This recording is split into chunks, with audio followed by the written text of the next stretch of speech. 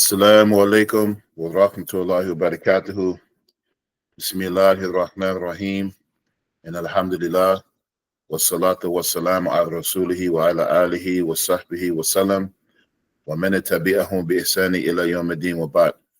So we'd like to welcome you all to week 15 in this book, Safinatun Naja. And actually, it's more than 15 weeks, just the 15th week in chronological order, like keep the order right. But we've been at this for quite some time, and hit and miss some weeks, mashallah. So everyone, welcome. See, we have a new person, Sister Naila Muhammad. Is this your first time in the class? Yes, Yeah. Okay. Where are you from, sister, if you don't mind me asking? Toledo. Toledo, Ohio? Yes. Okay. Mashallah. Welcome. We're glad to have you aboard. We have our esteemed elder student, Sister Zakaria is here, mashallah. Welcome back. Assalamu alaikum wa rahmatullahi wa barakatuh. Alhamdulillah. I'm glad to be back. Alhamdulillah. We're glad to have you aboard, inshallah. And of course, all of our other notables, Sister Nunu, Sister Ree, and the princess of the bunch, my daughter Layla, mashallah. All right, so how is everyone? Health, wealth, knowledge, yourself? Alhamdulillah. You? Good, alhamdulillah, no complaints. All right, so the last class, we covered everything about the adhan and the iqama. And so I think we were supposed to, I think I was supposed to send you all a recording. I think the request was to memorize the dua after the adhan. Does anyone know it?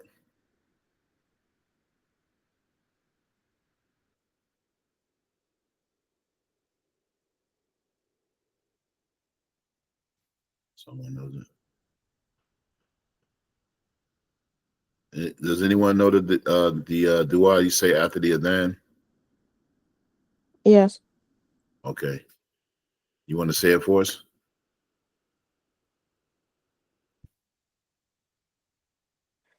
Sure. Or you're not in a good space right now? No, say it. Okay. بسم الله. اللهم رب هذه الدعوة التامات والصلاة القائمة آتي محمدا الوسيلة والفضيلة وابعثه مقاما محمودا الذي وعدته إنك لا تخلف الميعاد. Okay, good. Alhamdulillah. All right, so what are the adhan, what's the ruling in Islam on the adhan? Is it wajib? Is it mustahab? Is it mubah? Is it makruh or is it haram?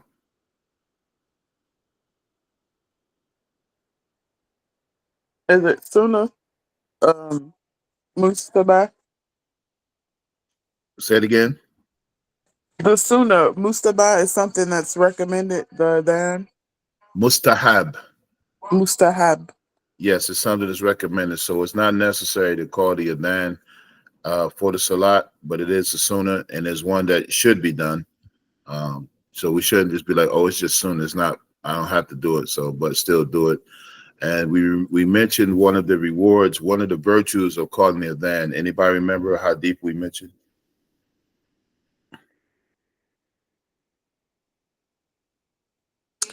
You mentioned surah, the hadith from Ibn Majah. But is it I think I found it. Is it the one about the muhaddins having the longest necks on the day of resurrection? Yes. I didn't find it in that particular book, but I did find it in Sahih Muslim. Okay, alhamdulillah. Okay. So the Prophet ﷺ said that the people who will have the longest necks on the day of judgment will be the ones who call the adhan.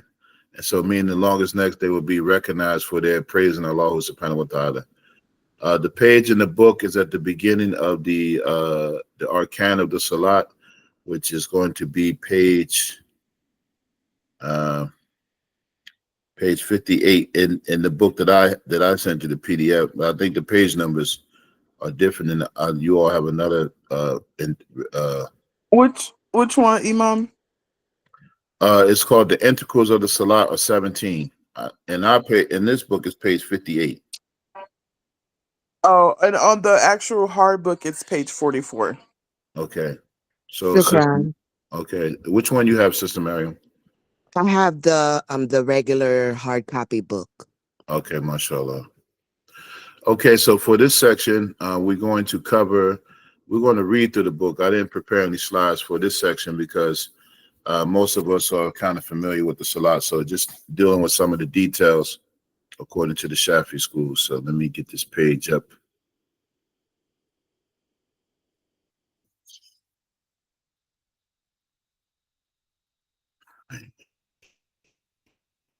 One second.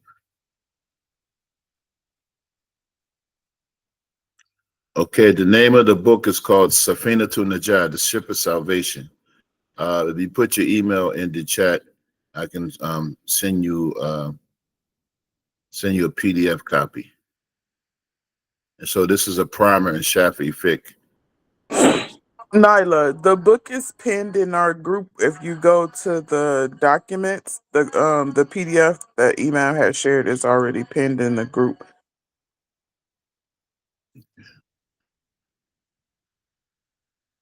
The same thing for Reese. The book is pinned in our WhatsApp group for anybody who needs it. Okay, anybody want to read this? We'll go down and read all of the integrals or the arkan, and then we'll come back to the footnotes. I'll read. Okay. Bismillah. The integrals of the Salah are 17. 1. Intention. 2. Takbirat al-Ihram, the opening statement, Allahu Akbar. Standing in the Fard Salah for those who have the ability. Recitation of Surah al-Fatiha. Ruku, bowing. Remaining motionless for a moment therein. Ruku. Ihtidal, straightening up after ruku. Remaining motionless for a moment therein. Ihtidal. 2 sajdas, prostrations. Remaining motionless for a moment therein. Sajda. Sitting between the 2 sajdas. Remaining motionless for a moment therein. Sitting. Reciting tashahhud at the end of the salah. Sitting Tashahhud. there. It's pronounced tashahhud. Tashahhud. Tashahhud at the end of salah. Sitting therein. Tashahhud. Salah upon Nabi sallallahu alayhi wasallam, therein tashahhud, salam, to follow the sequence of the above integral postures of salah. Okay, good. Tayyip. Thank you, sis. All right, so we'll just go through these kind of quickly. So, so everyone is familiar with these arkan? Yes. Okay. All right, and so what's the difference? So we talked about the shart or shurut, the conditions of a salah, and then here is mentioning the arkan. What's the difference between a shart and an arkan or rukn? So arkan is plural for rukn, all right, and shurut or conditions is plural for shart or condition. What is the difference between a shart and a arkan? Well, the conditions are something that must be met prior to performing the salah. For example, like the wudu must be performed in order to make the salah. So the conditions are something that must be done in order to perform the act. Okay, This, yeah, go ahead. I'm sorry. Go ahead. No. Go ahead, go ahead. The inner goals are something that is a part of the salah. So you must perform these acts in order for the salah to be valid. Okay, So so for instance, if you fulfill all the conditions, if you fill all the conditions of something, does it mean that you actually performed the act? No. Okay, yeah, that's what I was looking for. Okay, so so a shart mean all of the conditions that have to be met. Like for the salat, you have to meet all of the conditions of wudu. And so the shart for the prayers, what are the how many conditions are there for the salat? Not the arkan that we talk about now. How many conditions for any salat? We discussed this already in the previous chapter. Is it 10? Not 10. Is it more than 10? No. Oh, There's 8. Okay. Yeah, what are they? So before Uh, you perform any prayer, you have to have these 8 things in place. it's always your intentions. First of all, your intentions are always supposed to your niyyah, and then you have to purify yourself from the impurities. That's next. What do you mean by, oh, we got some new students here, and we assuming that they don't know? So you have to perform wudu or ghusl depending on the circumstances of your situation. So in What order to what perform would be the so, what would huh? be what would be those circumstances? So you would perform wudu like if you went to the bathroom, urinated, or had some feces going on. You will perform wudu in that That's instance. what going on? Um, some feces. You had to take a number 2. My Maybe bad. maybe you just say whatever X is from the front and back. Okay, that sounds much nicer. Yeah. That's for wudu. Another example for wudu, maybe if you pass wind or something like that, you would need to wudu. Ghusl, obviously if you have some excretions from your reproductive organ parts, that would cause Where you get all these words from? Wait a minute. Hey, listen, I'm trying to be PG-13. Yeah. Falling into a deep sleep. Yes. Yeah. So a person who falls, that's also a requirement for wudu. And If so Yeah. someone has intercourse, they must perform wudu. no, if they have intercourse, they perform wudu. Ghusl, that's a ghusl, baby. Muslim. Yeah. Yes. So yeah, and then also for ghusl, it involves the woman who has childbirth or menstruation as well. So those are things that are part of the conditions for salah. Some of them. Okay. And so these things are called uh there's major and minor impurities. What is the term we use for that? It's the M's. What is it? No, the hadath and janaba. Yeah. Right? Did I say Yeah. that right? You Yeah. The know my hada, Arabic. yeah, the hadathain, right? Hadathing. Yeah. Okay. It's two major impurities and minor impurities. So minor impurities are the things that whatever exits from the front and the back, urine, feces, pus, blood, or any other thing like that. These are things that will require wudu. And of course, in some instances like pus or blood or anything like that, you clean in the area with water. And when using the bathroom, it's stinjat, right? And we covered that chapter. And so major impurities will require a ghusl. And so the major impurities is an emission, a seminal emission, the height of menstruation, postpartum bleeding, childbirth. Um, what about getting extremely angry? It's mustahab to make wudu, but not a requirement because wudu kind of calms you down. And so this was a recommendation of the Prophet ﷺ. So this goes back to when we talked about knowing the rulings of certain things. They're going to fall between 5, the ahkam al-shar'iyya, 5 rulings: wajib, mustahab, mandub, or mustahab or mandub, mubah, makruh, and haram. All right. So we talked about the conditions of the prayer. So the intentions, removing the impurities, making wudu or ghusl. What else?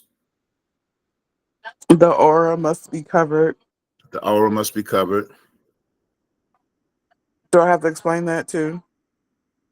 No, not necessarily, but briefly you can, because I hope you all will become teachers when you learn this stuff. So get in the habit of doing it. The aura is considered the private parts. For the female, it's everything except her face and hands. This does include her feet. There are various rulings in other schools that say that, like the Hanafi school said the woman can have her feet uncovered. According to the Maliki and Shafi, the woman's feet must be covered. The man, it's everything. But the navel down to the knees, in between that area, is considered the aura. um One must face the Qibla.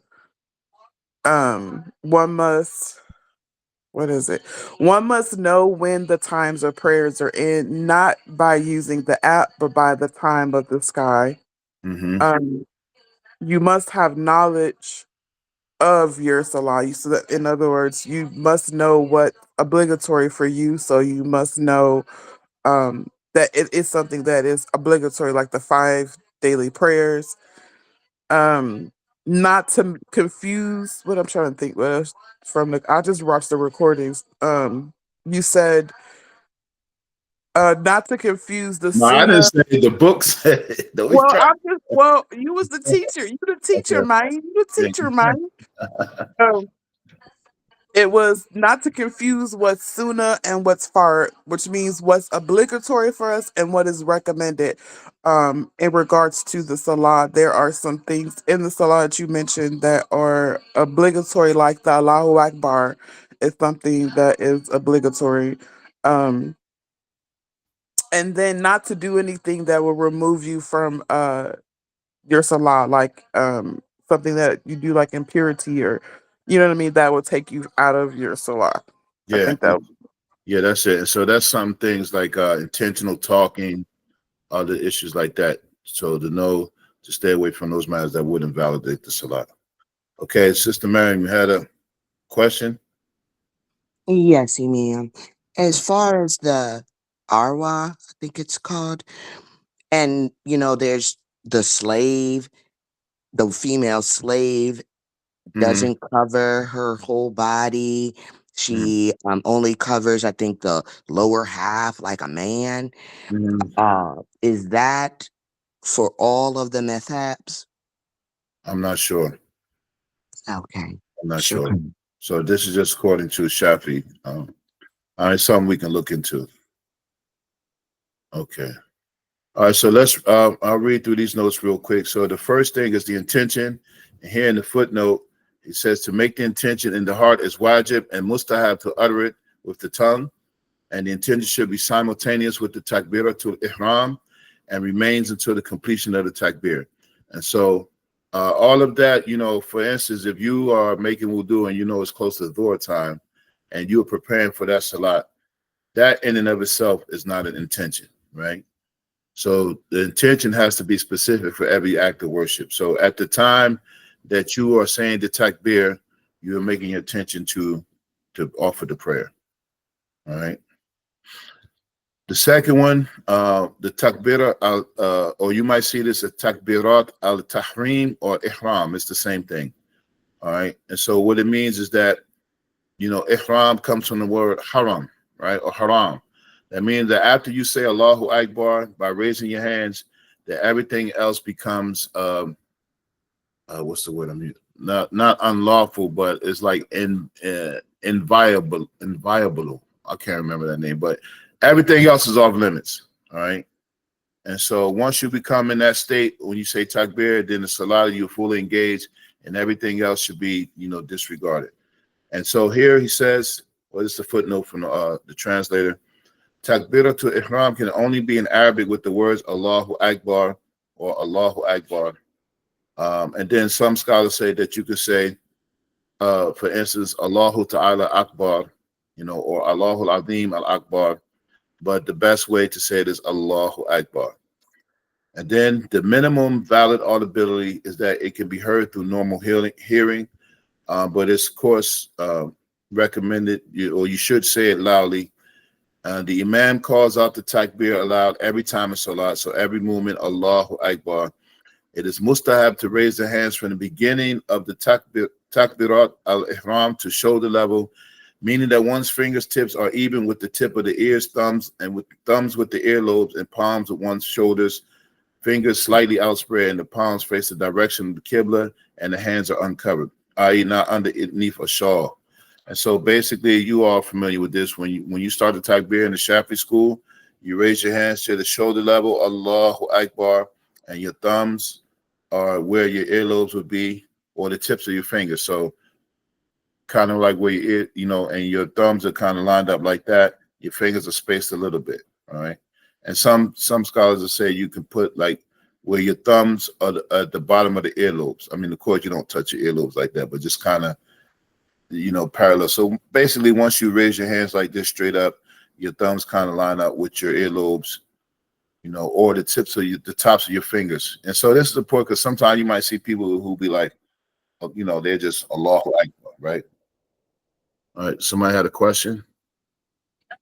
Yes, I Go ahead. have a question. So in the part that it says the with the volume, like the volume of the the words Allahu Akbar, when you're saying them, it said it has to be heard with through normal hearing. So my question to you is like during Asr and Dhor and those prayers that, because Fajr is the only prayer that both of the rakats are said out loud. Mm-hmm. So um I noticed a lot of times, sometimes when I pray in the Jamaat, that the Allahu Akbar is not necessarily always said out loud during those two salahs. Is that not correct? Yeah, that's correct. Who you praying behind? Well, the imam that my masjid is Maliki. That's as far as I know. Okay, well, that's in their school. Okay. Yeah, so that's all legit. So one of the things we should understand is that there, between the takbir and the taslim, between the four schools, right? There are over 200 different differences between them, right? And none of them ever said that any of them were wrong, right? And so that's something we consider. So, but the thing is, when you see all these particulars, it kind of gives you an indication of the school and the curriculum that you're following. So little intricacies like that, if someone doesn't recite the takbir in each rakat, or it's not like real loud, as long as it's loud enough to hear, then that's fine. In the Shafi school, even in the silent salat, you still say the takbir loud, audibly, and the imam is saying it louder than normal, right? If he's leading the congregation. But if someone is praying by themselves, then they say it just enough to where they themselves can hear it, right? Okay. So you had a question, Sister Miriam?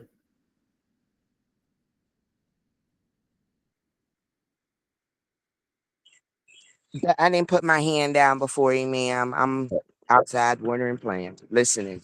Okay, mashallah. Okay. All right. I got one more question. Go ahead. Okay, so I know there's always going to be differences. I notice sometimes, like in the Jama, like how when we get ready after the Imam said, what is it? Sali Himidam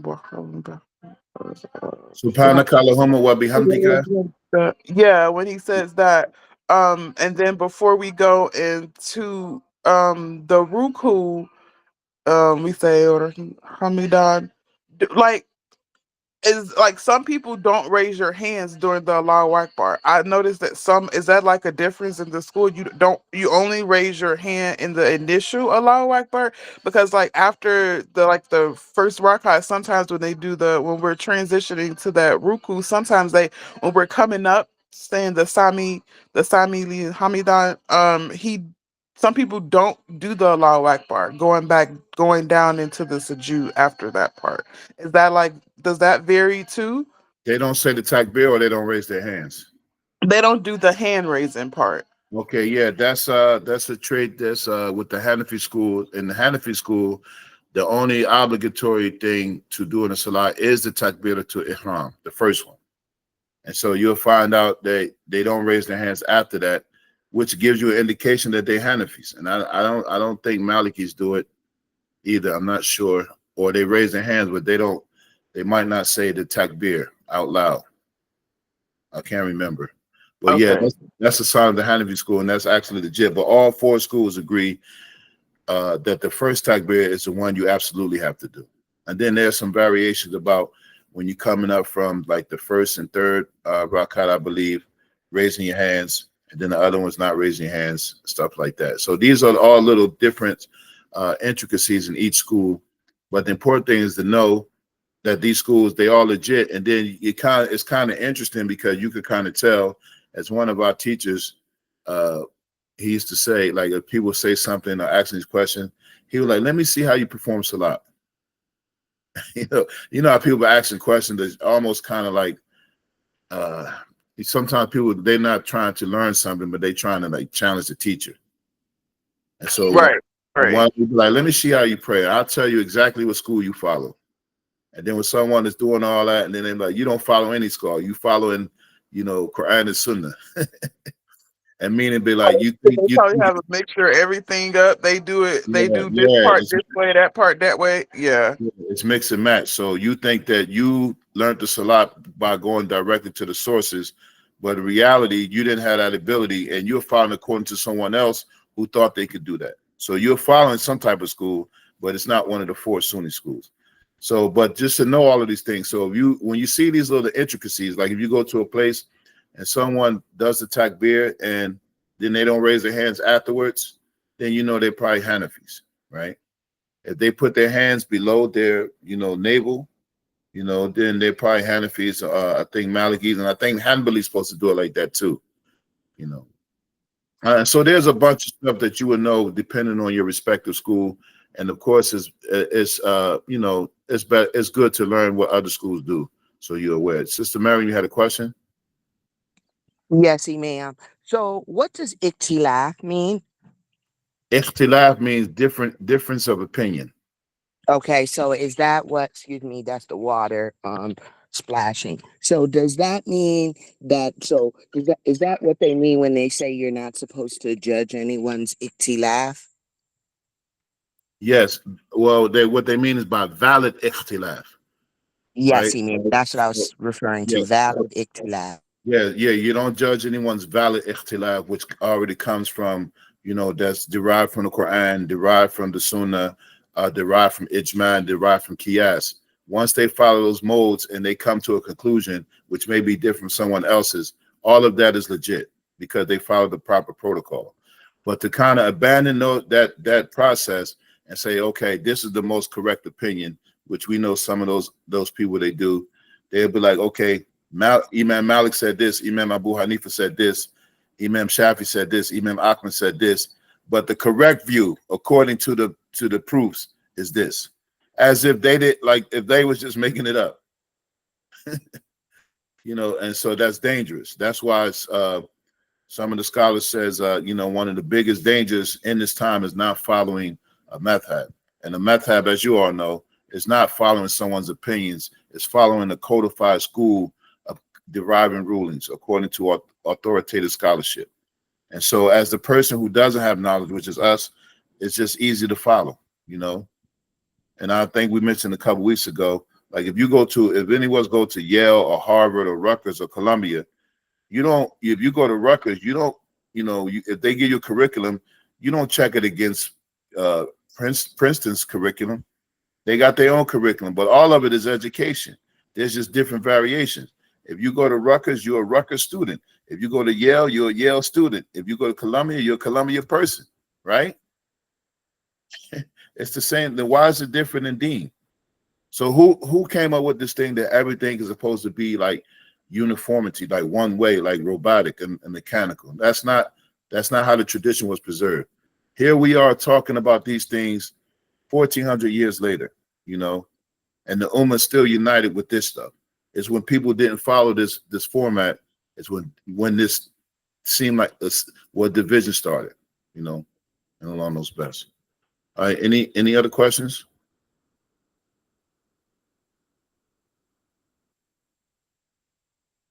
Okay, so let's where we left off. Fingers slightly outspread, palms face the direction of the Qibla, and the hands are uncovered, not hidden beneath the shawl. After the takbir, one places the hand below the chest and above the navel, grasping the left wrist with the right hand and fixing and fixing one's gaze on the place where one's forehead will prostrate.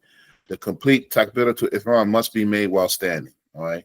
And so and as we go further in the book, with each of these conditions, or these arkan rather, he's going to go into detail because there's even further intricacy. So at the outset of this class, you remember we said that in the Shafi'i school and all the other schools, they bring you along slowly, so to make sure you got the small stuff down, then they add more to it, then they add more to it, and then you get to another part where when you get to that part, you have to have mastered this because it gets more detailed. And so this is when you start to develop your scholarship, And so the amazing thing about Islam is that this knowledge is so great that even on the basic level, there's a lot to know. And so this just shows you the blessing of knowledge and proper knowledge, because it is very detailed. And this is part of what Allah subhanahu wa ta'ala says in the Quran. فَأَلَمْ أَنَّهُ لَا إِلَهَ إِلَّا اللَّهُ. And know that there's no God except Allah. And so knowing Allah meaning that you know that you have an obligation and a duty to worship him, and then knowing that you have to know all of the details of that stuff, because you are, when you become mukallaf, one who becomes responsible. All right. Okay, so let's go back up. So he's going back and forth, see these footnotes because it's very interesting stuff. So the first one is takbiratul ihram. The second one. The third one is standing in the far salat for those who have the ability. And so in the far salat, if you can't complete any other position, it is an obligation to stand. Of course, if you can, like say if you can't make sajda, you can't make ruku, at the very least to stand up, right? And it says for those who have the ability. And so if you don't have the ability, that's the only way to not do it. So say if someone has to pray sitting in the chair, don't start the prayer off sitting in the chair. Start the prayer off with standing. But if you can't stand, then that's the only exception. All right. So standing is a rukn, integral in all fard salat for one who can stand, whether by himself or assisted by another. However, it is not a rukn in nafil salat. Standing requires that the spine be straight. One is not standing if one leans so forward that the backbone is no longer straight, or bend so that the one is close to ruku, bowing, then to standing. So in other words, if you can't stand straight up, then that would fall under being unable to. So then it would be better to sit down. But if you can stand straight up, even if you can't make sajda, you can't make ruku, then at least stand. You have to do it. Right? Is that clear?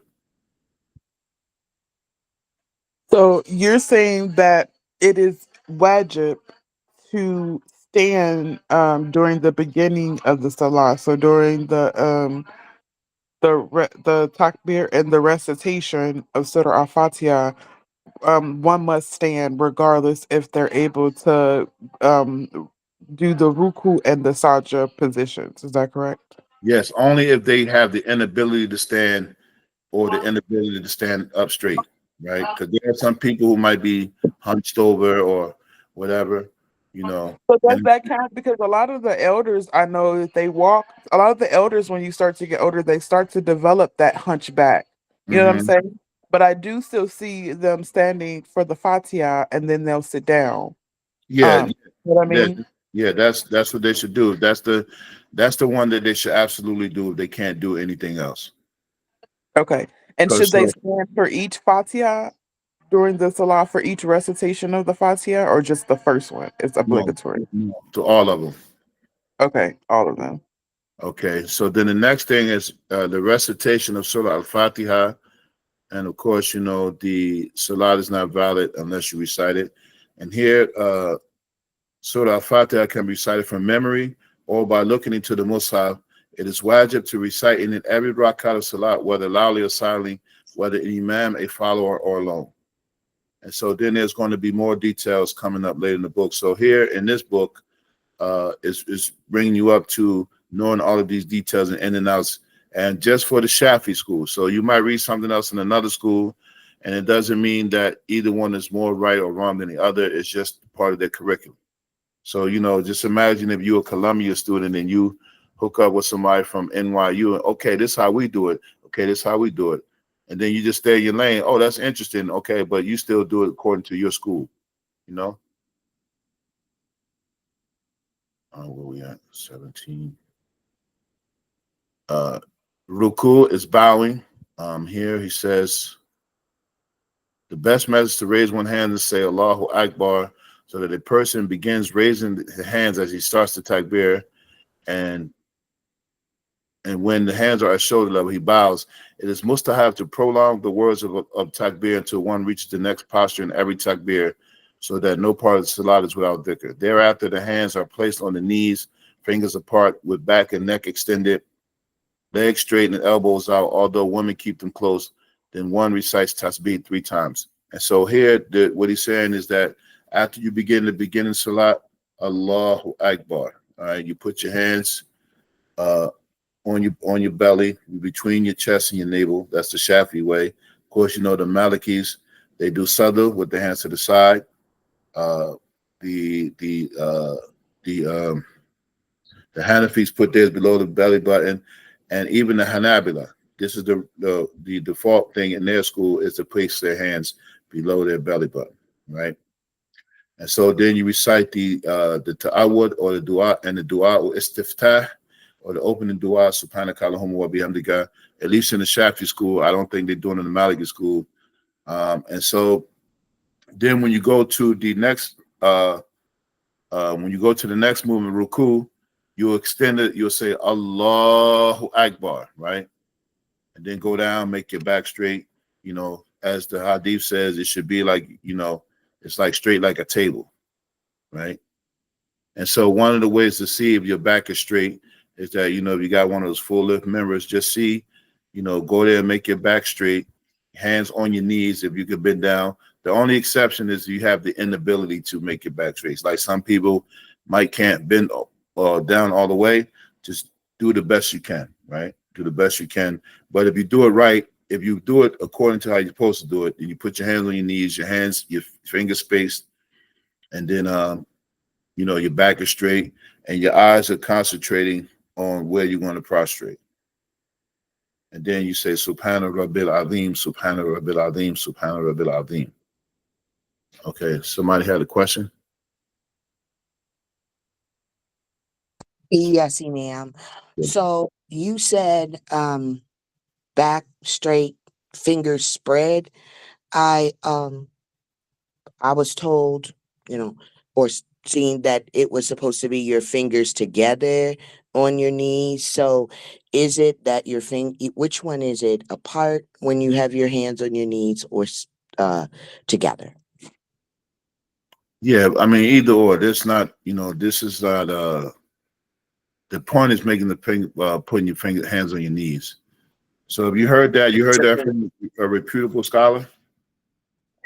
Yes, and I also seen it different places, like where you which way is correct. Like, Mhm. because I do my studying, and it, like, different tests ask you which way is correct. And then if you have your hands spread, it's saying that it's not the correct posture, that you should have your hands together. Can you find out for me which one is the correct? Yeah, well, actually, both of them will be correct, because when you go to the schools and when they develop, sometimes there was a previous thing and then there was another ruling, but they're both within the school. So, you might find a preferred opinion, then you might have another opinion that one scholar agreed, or a couple of scholars agreed, and a couple other agreed on this one, but they all legit. Shukran. Yeah, so these are things that really have no bearing either way, So if your fingers are closed or open, it's not going to affect the validity of your salat. All right. So when you talk about these things, these are things that are kind of taken from reports and putting all these reports together and put it in in a system that we can be able to digest, right? And so, for instance, when they collected these narrations from what they seen and what they heard and what they verified, some of them was one way, some of them was another way. They put it all together, and all of these things are good. So when you get deeper study in the madhab, you'll find like stuff that's called the mu'tamad opinion, right? The relied upon opinion. Then you have other ones that are not relied upon, but they're still part of the school. I don't know if that explained it. It does. Shukran. And so then, you know, but the important thing is when you see the beauty of the unity of the Muslims in these prayers, even with all of these different variations in the moves, that just shows you how Allah subhanahu wa ta'ala blessed these schools. Because there was never a time that they abandoned each other or things like that, except for rare cases where people became, because that's in anything. People can become extreme and certain people can be adamant about their position. People can be, what's the word I'm looking for? You know, they be stuck on their position and nothing else matters. You know, that's where they at with it, even though something else can be, you know, contrary to it. And so, I mean, people are people. You know? So that in that instance, it doesn't have any bearing on the validity of the salat. But what we do know is that you have to put your hands on your knees and make your back straight. All right. And then recites the tasbih 3 times. Okay, what's that? Number 17. All right. Then remaining motionless. Okay. Recite al-Fatiha, ruku, bowing, remaining motionless for a moment therein in ruku. And so this is called mutma'ina. No, excuse me. Mutmanina. And so this means to be like calmness or stillness for a moment in your ruku. So of course, in each movement, you take a moment to take a rest, right? And so when you go to ruku, you stay on ruku for a minute, and then when you come back up to the i'tidal, in between that, when you go to ruku, and then you just take a moment and then raise back up. So don't like doing them like an exercise. And so i'tidal is to straightening up, making your back straight again after you're coming up from ruku. One has to do that, making sure, meaning that they have to come all the way up. You know, not just, you know, someone is rushing through their salat. They may go down and go up, not come all the way up. You ever seen somebody do that? I've seen it before. Let me see what the footnote says here. 19 is the i'tidal, is to return to the posture one was in before the ruku, whether one was standing or sitting. It is wajib to intend nothing by one's movement except i'tidal. Okay, so there's opinion here. Yeah, because you're already standing, so you come back up to i'tidal, and say you're in the chair and you know you can't make sajda, then at that point you would sit down. And then when you did 2 sajdas, when if you by yourself or in a congregation, then when they stand back up again, then you stand up again for one who is unable to stand. Remaining motionless for therein i'tidal, you know, coming to, so after you stand up for ruku, you make sure you stand straight up. And then before you go into the next position, make sure that your make sure that your limbs are at rest and calm before you go into sajda. Okay, then the next one is 2 sajdas, 2 prostrations in every rakat, as we know that.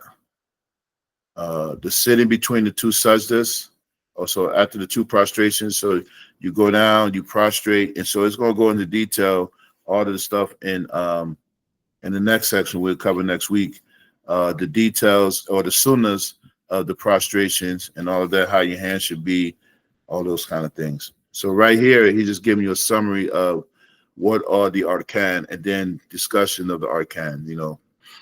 Sitting between the 2 sajdas, okay, sitting between the 2 sajdas is in every rakat to intend nothing but sitting by one's movement, all right? And so sitting in between the 2 sajdas, you know, it's kind of like a brief sitting, all right? As you all know, you go down the sajda, Allahu Akbar, excuse me, Subhana Rabbil A'la, Subhana Rabbil A'la, and then come up for a moment, sit for, let your limbs rest, and then go down. But it's a little quicker than how when you do the other movements, all right? But you still come to a rest. Sitting between the 2 sajdas, and then remaining motionless therein for the sitting. The same thing, letting your limbs become calm and rest. Reciting the tashahhud at the end of salat. And so here he's going to go into detail. So when you do 4 rakat salat, right, you do Dhuhr, Asr, and Isha. The tashahhud in the first 2 rakats is not obligatory, but in the 4th one it is. All right, and then for Maghrib, the same thing. In the first 2 is not obligatory, but you still should say it as Muslim. And at the end of the 3rd rakat, you have to say the tashahhud, the complete one. You had a question? Yes, I do about that. Um, so when you say to recite the Tasha, okay. So when I first started learning how to pray, I didn't know nothing about methabs or none of that. And so what I realized is that I was praying the Hanafi way. And Mm-hmm. so they would just recite the first portion of the Tasha hood, and then in the second rakat, and then the fourth rakat just does the last portion. So they wouldn't do together. But as I started to realize, I don't know what made me, but all of a sudden at the end, right before we salam out, I would recite the Shahada. I don't know, something on my spirit started telling me to do it, and I just started changing it.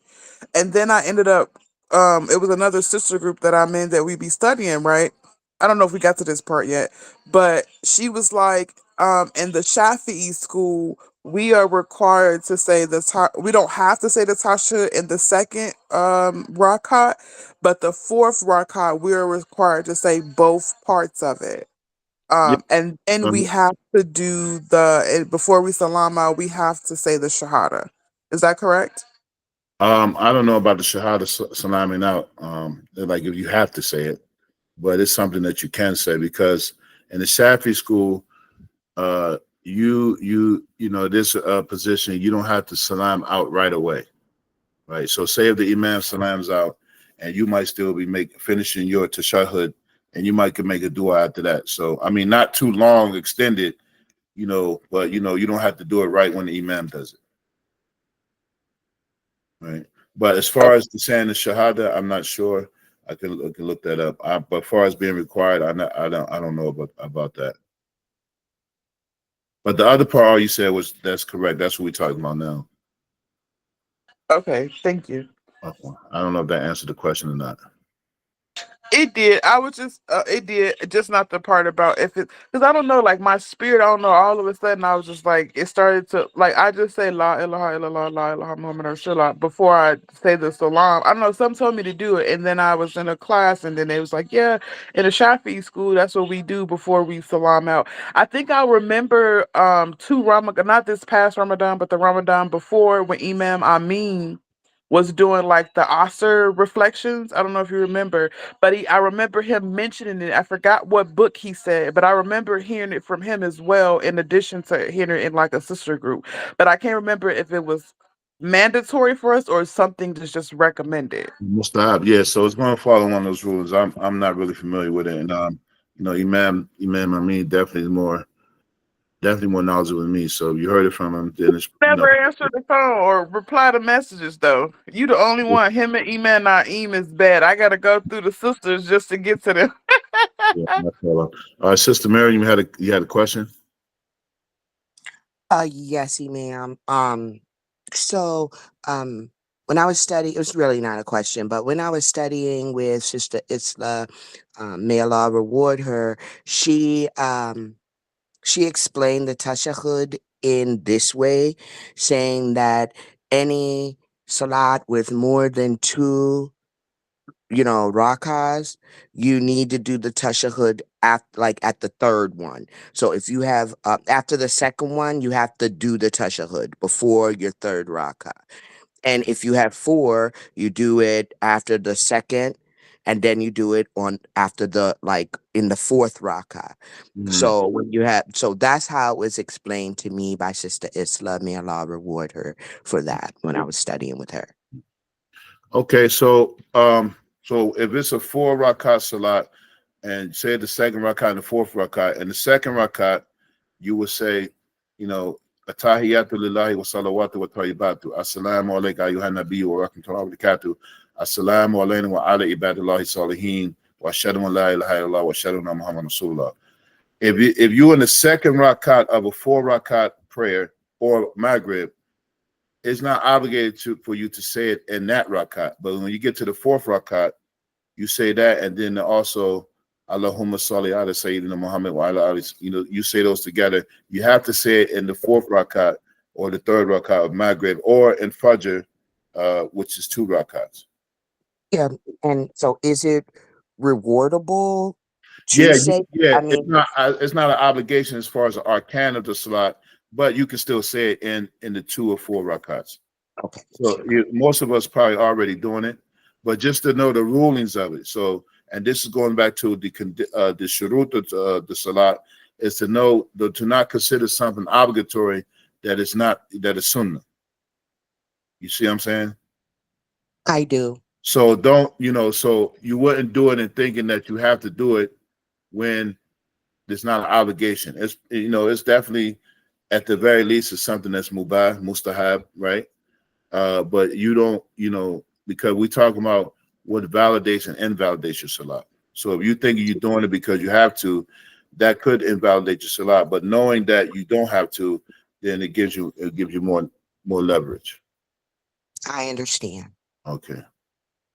All right, let's finish this off, inshallah. So reciting the tashahhud at the end of the salat, sitting therein, salat upon the Nabi, sallallahu alaihi wasallam, and then salam. And let's cover that section 22. And then to follow the sequence of the above integrals, and that completes the salat. So these are all the arkan. Ending the salat with salam. Someone who is not a masbuk, a latecomer to a jama'ah salat, may sit as long as he wishes after the imam's salam to supplicate, finishing with his own salam whenever he wishes. All right. And so this is what I was talking about earlier. So if you come into if you come and you already there at the prayer and the imam gives the salams, assalamu alaikum wa rahmatullah, you don't have to immediately get a salam. You can finish with some du'as, what some people do, but it shouldn't be too long after the jama'ah, right? I don't know. He said as long as he wishes, but it shouldn't be that long. Yeah. All right. And then we got all those footnotes. So next week, inshallah, we'll cover the next section is going to be the sunnahs of the salat, which is not part of the book. The sunnahs of the salat is going to be a discussion in the book. I don't know if it has it in that edition that you all have. The one that I have says the sunnah before commencing the salah. So I guess it says the description of the salah, Yeah. but it's about the sunnah before, and it has like it's breaking it down. So it's about four. It's about 4 pages. All right, so we'll read through that next week. And so until we probably cover somebody had a question? It sounds like somebody's one. So until we come to probably the section of the zakat, we'll probably just be reading through the book and just having discussion like this instead of PowerPoint. So I don't know if you all need to take notes. This would be a good time to do it. Inshallah ta'ala. Because this next section is not part of the original book, but it was just added, as a supplement, for someone who might be reading this on their own. Okay, Tayyip, any questions?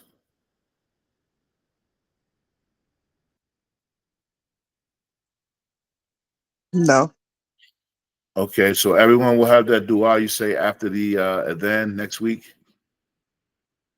Or if you already have it, fine and well. But if not, you got to. No. Huh? No what? I mean, I can read it on the paper. Yeah. Okay, we'll read it every day on the paper until tomorrow. I mean, till next week, and then next week, no paper. That sounds like a plan, right? Yes, it You gonna send us the one that Sister Layla was reciting? Which one you gonna send us one? I have the one. Let me see what I got. I have the one from I think I have the one she started off with. It's that from Sahih Bukhari. It's from Mhm. Sahih Bukhari 614. It was narrated by Jabir ibn Abdullah. It was said this Allahumma Rabbi Hadihi Hidda Wati Tama, and it ends with Wa Datahu, right? Is that the one for then by Yeah, the intercession on the day yeah, of resurrection? yeah, it might just be a variation of word, but it's not like the same one. Okay, so that's the one that we should memorize. Yeah, you can, inshallah. Okay, I'll try, inshallah. All right. All right. So there are no other questions. We're in there, inshallah. We ask Allah who subhanahu wa ta'ala to accept this from us and to forgive us for any mistakes and shortcomings. We ask Allah who subhanahu wa ta'ala to increase us in beneficial knowledge and righteous actions and give us the ability to work by those actions to earn his pleasure. Ameen. ربنا تقبل منا إنك أنت السميع العليم.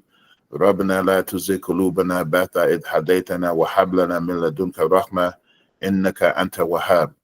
ربنا فاغفر لنا ذنوبنا وكفر عنا سيئاتنا وتوفنا مع الأبرار. ربنا أتمم لنا نورنا واغفر لنا إنك على كل شيء قدير. سبحان ربك رب العزة أما يصفون وسلام على المرسلين والحمد لله رب العالمين. الفاتحة.